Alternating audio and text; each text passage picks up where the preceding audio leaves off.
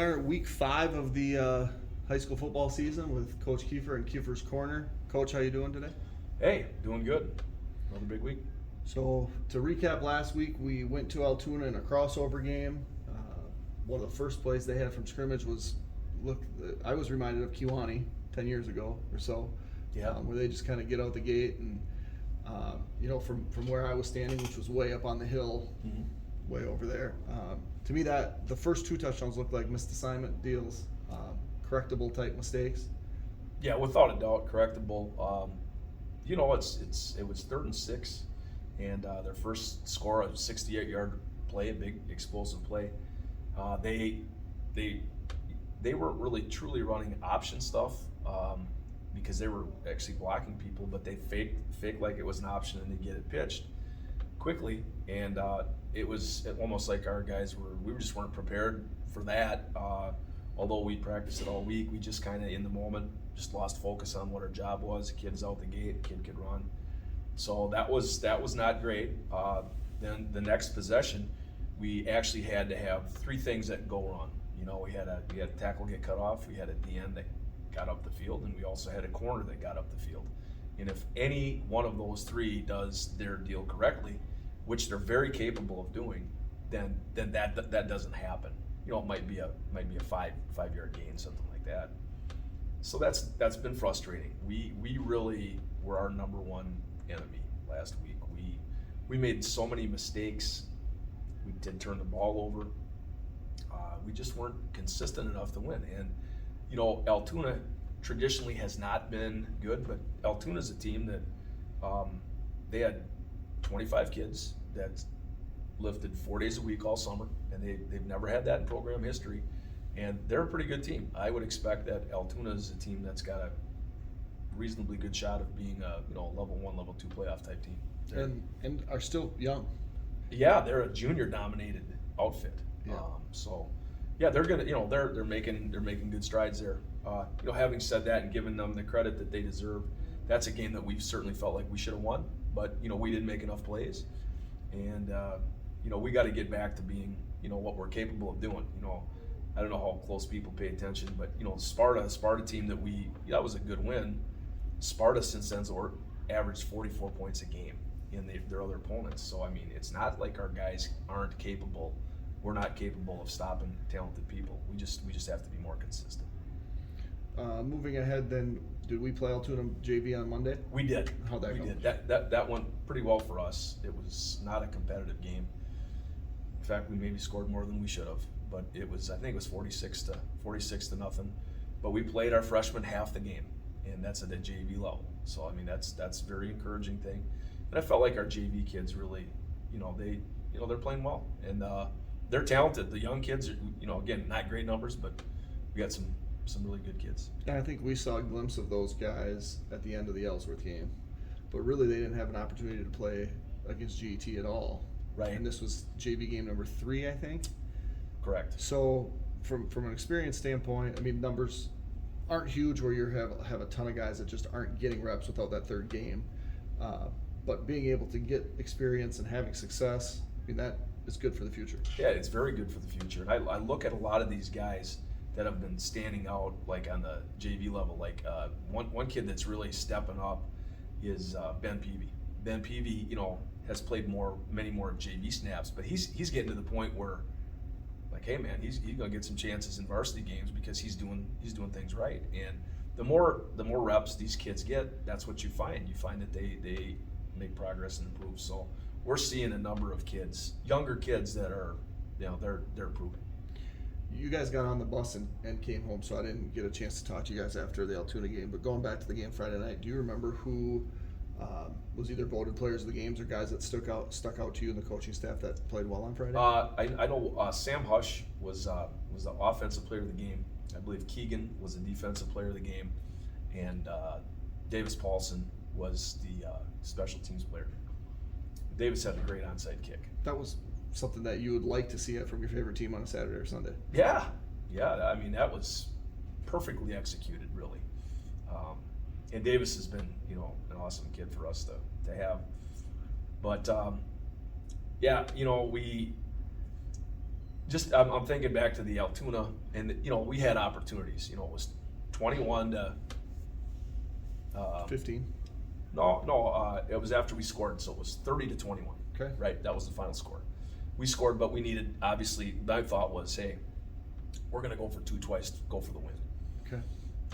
So after we scored to make it 21, we could have pulled it to 23 and potentially tied it with an extra point or went for two in the win. But definitely wanted to, give ourselves a chance on that. And we had a jet called, and we didn't have jet motion, and we just, we should have taken a timeout, and we didn't. So that was disappointing in a big play. Then we turned around and got the onside kick, and we're driving, and we just couldn't punch it in. But man, it's frustrating. Did you? So from where I was, not part of the conversation. When it's 9 points, you go, and you said you just answered that question. We're going to go for two. We're going to score again. We're going to go for two. We're going to win the game. Right. When you fail to convert that first one, it's now 9 points. Right. Did the thought cross your mind? Kick the field goal. Absolutely. But we didn't get inside the 30-yard line.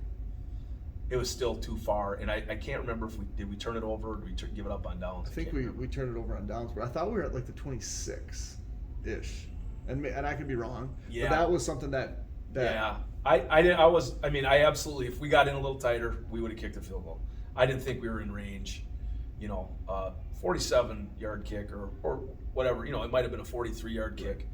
So I think it was. He's got a big leg. If there's no wind, 40 is pretty legit. I just didn't feel like we had I thought our best chance was not to try to kick that real long field goal there. Because I think it was 4th and 4, so convertible right. down at any rate.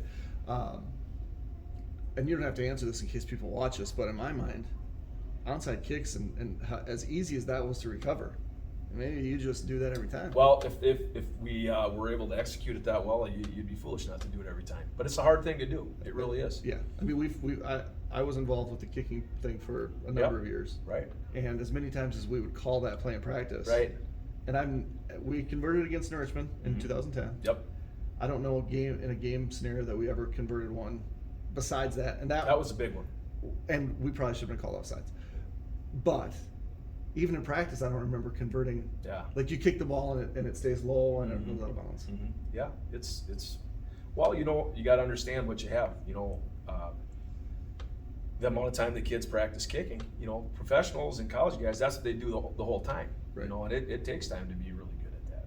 So I don't think that's different than what you see with most high school kickers. It's hard. It's hard skill to have. And that was perfect. It was flawless. It really was. All right, so moving ahead, we're going to face the Chieftains on Friday from Osceola.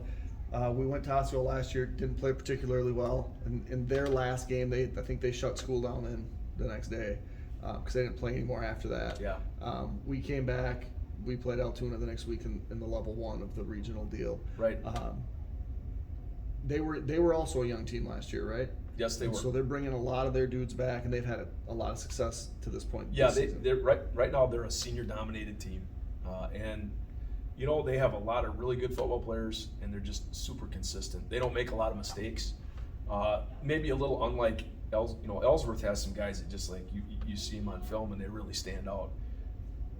Osceola just has a bunch of guys that stand out for just being tough and just being consistent, and they're a very well coached team, and they're doing a lot of things right. It's just too bad that we couldn't get Coach Newton to come back here at any one time and be a part of our staff. Yeah, that wouldn't be a bad thing. He's done a terrific job, obviously, and he's got a very good program there, no doubt. So then, at the end of last week, we talked about the weekend. Then after the football game, the Saturday and the Sunday. So we made it through Saturday. Yes. With the Badger win. We did. That was good. And so that brought your spirits up a little bit. It did. Only to be deflated on Sunday. Yeah, but it was so ugly that I don't think it even I didn't really even get that engaged in the game because it was just and I'm sure some people have heard it, but November 6th last year, the Super Bowl champion Tampa Bay Buccaneers played the New Orleans Saints. Right. And the score of that game was 38-3. It's true. And Tampa Bay still won the Super Bowl. So I'm not going to hit the panic button quite yet, but that was about as poor a Packer effort as I can remember. To me, this sounded more like a prediction that the Packers are probably going to win the Super Bowl. God, that'd be nice. It's a little premature. I mean, I'll feel a lot better if they can curb stomp Detroit this week. Then I'll feel Monday a lot night, better. prime time. Yeah, that'll be good. That'll be fun. All right. Any other words before we shut her down for the week? No, we're just we just got news about the Osceola tragedy, and our heart goes out to those everyone touched by that kid that committed suicide. That's really, really hard. It's hard for people to deal with, and we certainly want to reach out to all of our kids and just say, hey, if there are issues and you're feeling down, you're never in it alone. You got to talk to somebody, talk to a friend, talk to a coach, talk to a teacher, For sure. because we just don't want to ever have anything like that happen. Right. So thoughts are with them. All right. Thanks a lot. Yep, and thanks. good luck tomorrow night. Thank you.